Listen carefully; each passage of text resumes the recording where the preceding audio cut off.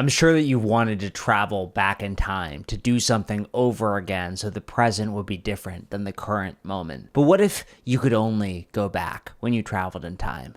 How far would you go? How far would you go knowing that you couldn't redo the moment and your mortality is slipping away? Jimmy didn't know what was going on with the scientific study. He just decided to participate. And when the scientists injected him with the serum, he couldn't help but notice something around him. They were nervous, terrified.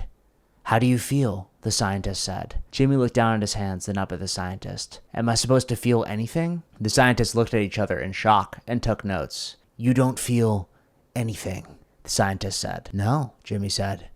"Nothing." "I want you to think about a moment from your past," the scientist said. "A moment that you wish you could do over again. Focus, concentrate on that moment."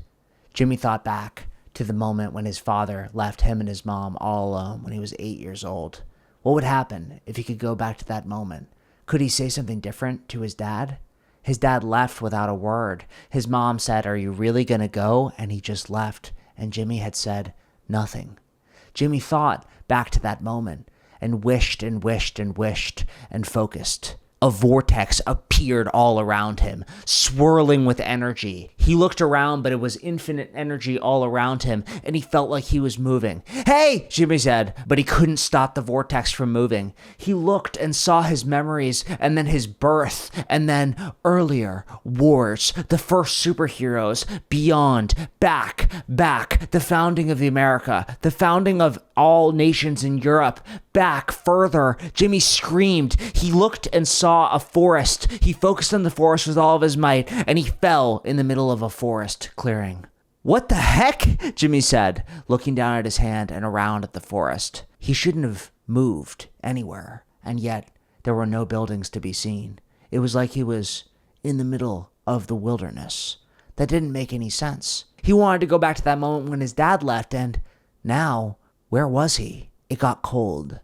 He heard strange sounds in the wilderness, sounds of big things moving around, watching him. "Hello?" Jimmy said as he walked through the wilderness, but he couldn't see anything. He finally found a small clearing and lay on a patch of grass. He huddled in the fetal position, terrified. What was going on? Where did he go? Did he teleport somehow? What was in that serum? Why were they telling him to focus on the past? But suddenly, something moved in the bushes. Jimmy looked up, and his heart sank. A wolf, 2 times bigger than a normal wolf, was watching him. Its eyes were red in the darkness, and Jimmy gasped. He knew he had a power inside him, something that was making it different, but he didn't dare use it. What would happen if he used it again? The wolf jumped into the bushes, but he looked around and knew the noises around him were wolves circulating on him. He started running away from the clearing into the darkness of the forest. He didn't even know how to make a fire. He couldn't survive out here, and the sun was rapidly setting. What was going to happen to him? The wolves snapped at his feet. They were howling, a well-oiled machine, and he was their dinner. "Help!" Jimmy screamed, but there was nobody around him to help. A wolf bit into his calf, and Jimmy fell to the ground, screaming. It was the worst pain that he had ever felt in his whole life. He turned around and kicked at the wolves, and they circulated, still running around him. But then Jimmy heard a grunt. "Ooh!" The wolves, terrified, ran into the bushes. Jimmy looked towards the grunt. What creature could be there that would scare off these giant wolves? They were bigger than anything Jimmy had ever seen, and so, was it a dinosaur? Was it a Sasquatch? What was in this forest? But when Jimmy turned to look at the thing that grunted, his heart sank. He'd gone back a little further than when his dad left. A caveman stood, curious, looking at Jimmy. "Ooh," the caveman said. Jimmy put his hands up. Nice. Friendly. Not bad." The caveman looked at him quizzically, and Jimmy realized just how bad the situation he was in was. The caveman reached his hand out, looking for something. "I don't have anything, sorry. Do you want food?" Or the caveman insistently put his hand out and shook his hand at Jimmy. Jimmy reached his hand out, the caveman grabbed him by the wrist, and they started running through the woods.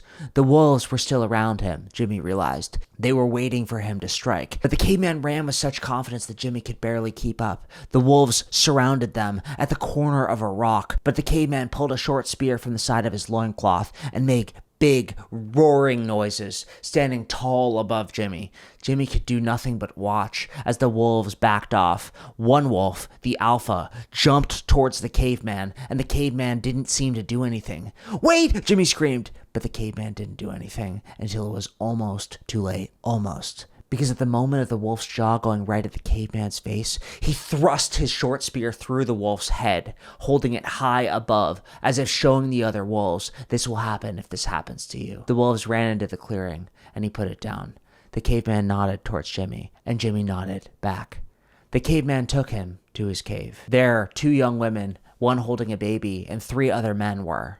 The caveman tried to explain in his language of grunts why Jimmy was wearing a blue t-shirt, and Jimmy did his best to explain, but it was hard. He gestured with his hands and tried to help, but the cavemen were terrified, looking away from the gestures he was making. Jimmy decided it was best to let his new friend do the talking. The caveman eventually showed Jimmy to a bedroll made out of wolf pelts, and Jimmy, uncomfortably, went to sleep. Over the next few months, Jimmy learned the way of the cavemen. He learned how to speak their rudimentary, simple language, and showed them things like they didn't understand, like how to make fire.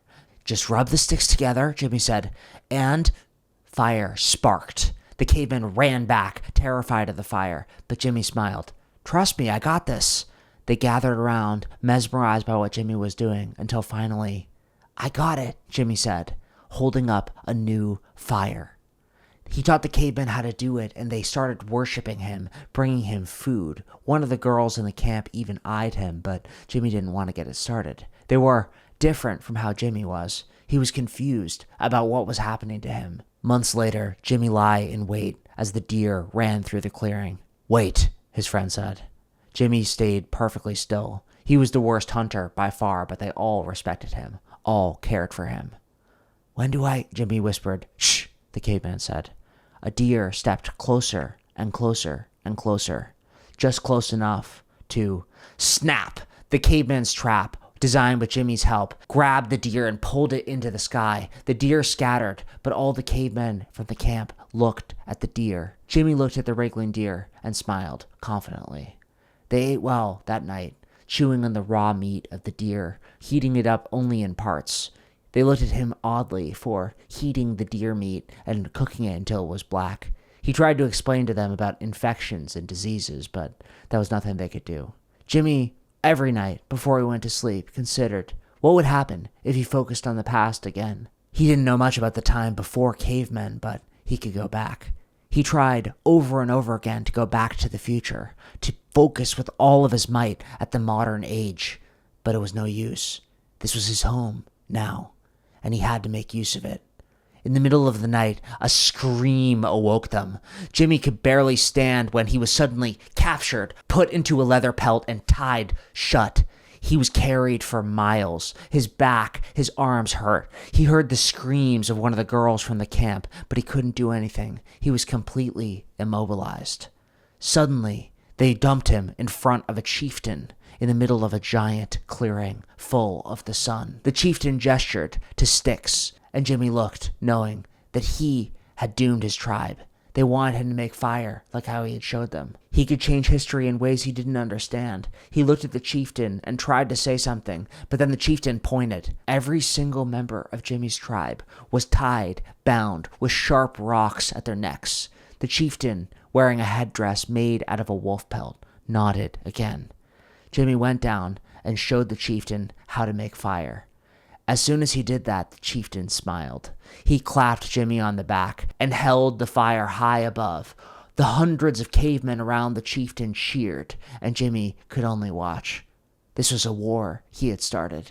He didn't know how early he had taught fire, but he knew one thing. The future, after this point, was an abject mystery, one that he had caused.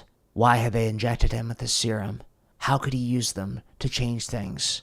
Jimmy didn't know, but he knew now that there was no going back. Introducing fire to humanity too early, he watched as they handed the fire towards each other. It was something that Jimmy could not accept. The past. He can only go to the past. But Jimmy needed to focus. He needed to undo what he had done. He focused with all of his might to that initial moment in the clearing. He focused and focused and focused. The vortex appeared all around him again, pulling him towards, but Jimmy focused with all of his might and saw it. The moment of the clearing. The moment he came to this world. The moment he started changing things. Jimmy was spat out of the vortex. A second before, Jimmy's past self was spat out of the vortex in front of him. "Are you?" Jimmy said.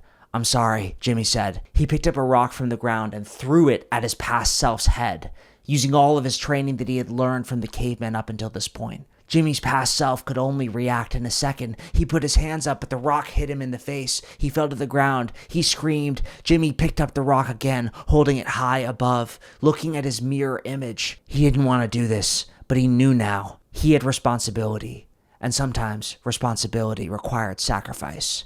Jimmy plunged the rock down as hard as he could.